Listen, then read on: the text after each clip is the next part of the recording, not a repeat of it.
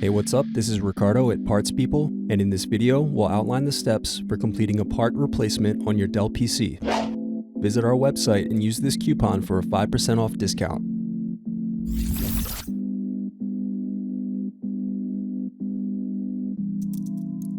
Unscrew and remove bottom base.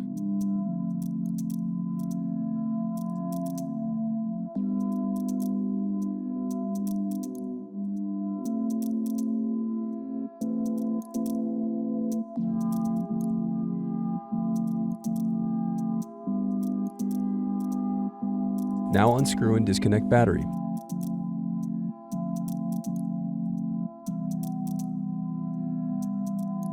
Now unscrew solid state drive.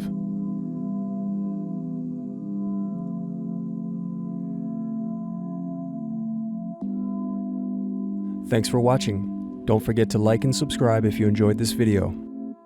And if you need more, check out this playlist to watch other tutorials for your laptop. You can also click here to find parts for your laptop at partspeople.com.